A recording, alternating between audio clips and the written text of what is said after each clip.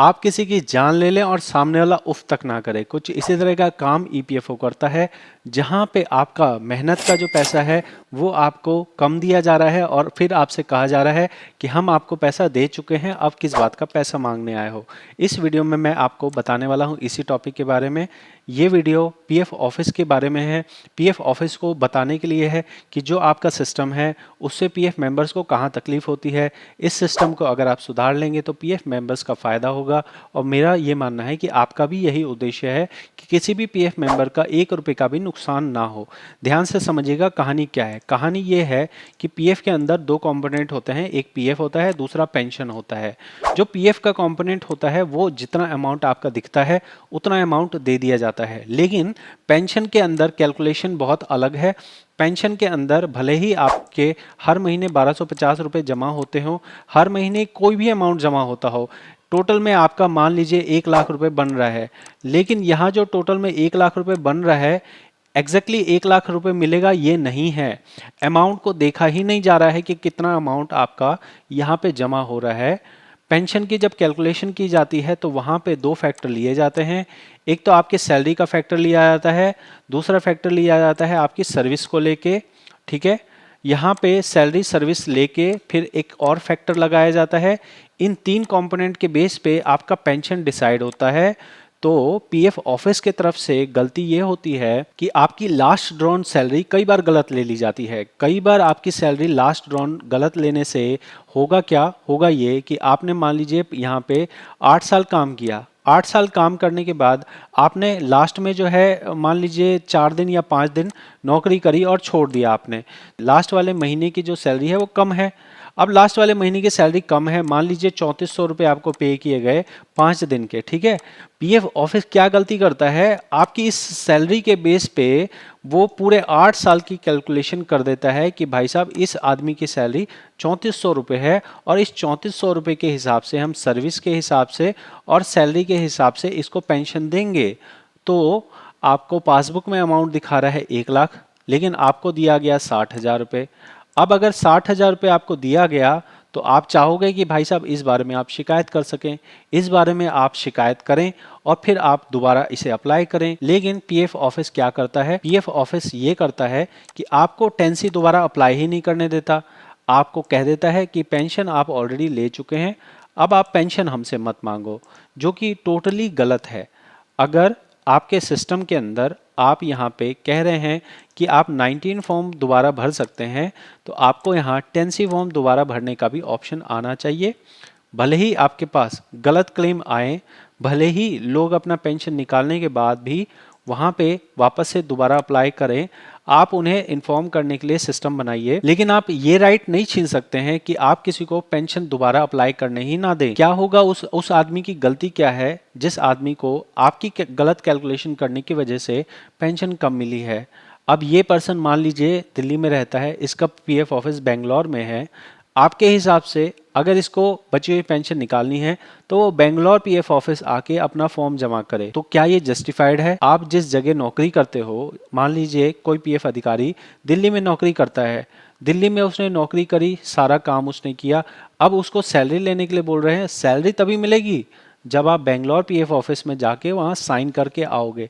क्या आप पीएफ अधिकारी होने के नाते ऐसा करना सही समझेंगे? नहीं समझेंगे।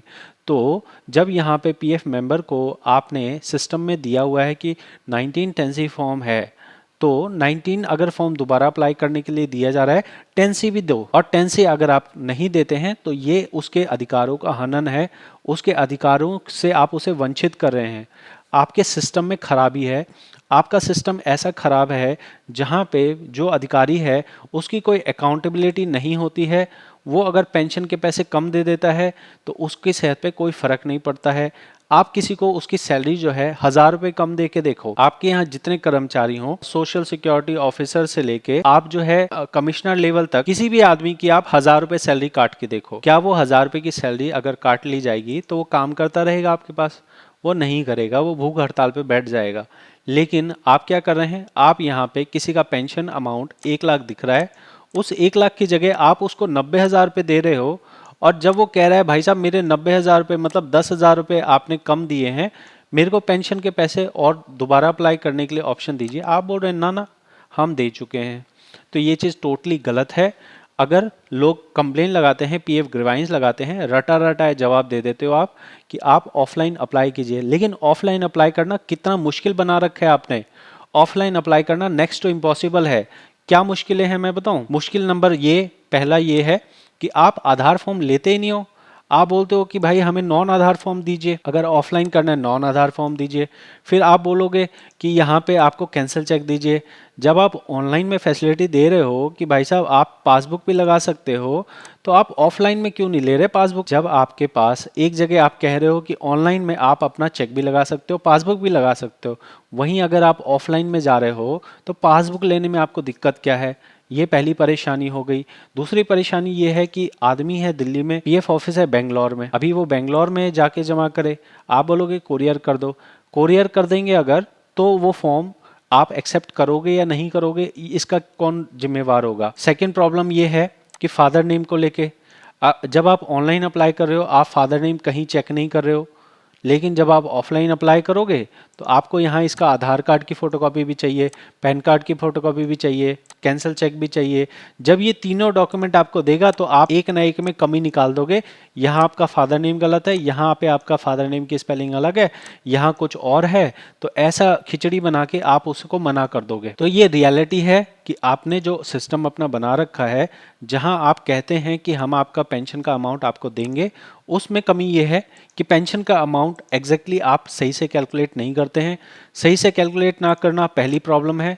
दूसरी प्रॉब्लम है, अगर सही से कैलकुलेट नहीं किया, फिर आपके पास अगर कोई कहता है कि भाई दोबारा अप्लाई करने दो, आप दोबारा अप्लाई नहीं करने देते। अगर वो ऑफलाइन फॉर्म भरने जाता है तो आप ऑफलाइन फॉर्म में 50 कमियां निकाल देते हो। ऑफलाइन फॉर्म अगर वो भर भी देता है तो उसमें भी आपको ये ऑब्जेक्शन हो जाता है कि भाई साहब आपकी एनसीपी डेज ज़्यादा थी, इसलिए हम आपको उतना अमाउंट नहीं दे सकते हो। जब एम्प्लॉयर ने 1250 रुपये जमा किया तो आप इस 1250 को कम कैसे कर रहे हो भाई? अगर एनसीपी डेज कम किए गए हैं तो कम के हिसाब से सैलरी कम दी गई, सैलरी कम दी गई है तो सैलरी कम के हिसाब से 8.33% कैलकुलेट किया गया है। जब कम सैलरी पे 8.33% ऑलरेडी कैलकुलेट किया गया है तो वापस से आप एनसीपी डेज को घटा के इसकी जो कम सैलरी के ऊपर पेंशन कैलकुलेट की गई है उसको और क्यों घटा रहे हो? तो यहाँ ये पूरा सिस्टम जो पेंशन देने का है ये पूरी तरह से एक अनजस्टिफाइड तरीका है। अनजस्टिफाइड तरीका ना केवल पेंशन देने के लेके है, बल्कि अगर किसी की पेंशन कम आ जाए वो बंदा दोबारा पेंशन के लिए अप्लाई नहीं कर सकता। और ऐसे करके आपने लाखों नहीं, मैं कहता हूँ करोड़ों पीएफ मेंबर्स जो हैं इस चीज़ से नुकसान झेलते हैं। पेंशन की वजह से लोगों का नुकसान होता है और ये पैसा आपके फंड पे चला जाता है। आप किसी को 1 रुपए एक्स्ट्रा नहीं दे रहे हो तो किसी का 1 रुपए कम क्यों दे रहे हो? आपकी सैलरी अगर कोई 10 रुपए कम देगा आप मान लोगे क्या? नहीं मानोगे। लेकिन आप पीएफ मेंबर को उसका दिखता हुआ पैसा, उसे दिख रहा है कि भाई 1 लाख रुपए है, उसकी जगह आप 90,000 रुपये दे रहे हो और आप कहते हो कि भाई हमने तो आपको जो है जो करना था कर दिया, आप दोबारा अप्लाई नहीं कर सकते। और अगर अप्लाई कर भी सकते हो तो इसमें इतना ज़्यादा पचड़ा डाल दिया आपने ताकि वो बंदा छोड़ ही दे। तो ये रियलिटी है। तो पीएफ ऑफिस से रिक्वेस्ट है कि कृपया करके अपने इस सिस्टम को सुधार लीजिए। इस सिस्टम की वजह से पीएफ मेंबर्स को बहुत ज़्यादा तकलीफ है।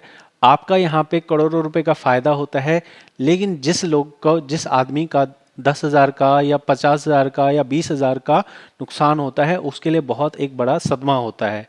तो रिक्वेस्ट रहेगी कि पीएफ ऑफिस इस चीज़ को सुधारे। और अगर आप पीएफ के मेंबर हैं, आपको ये बात कितनी समझ आई है, क्या ये चीज़ आपको पहले पता थी? अपना नाम लिखिए और उसके बाद अपना कमेंट लिखिए। मिलते हैं अगली जानकारी वाली वीडियो में। इस वीडियो में इतना ही। बहुत बहुत धन्यवाद।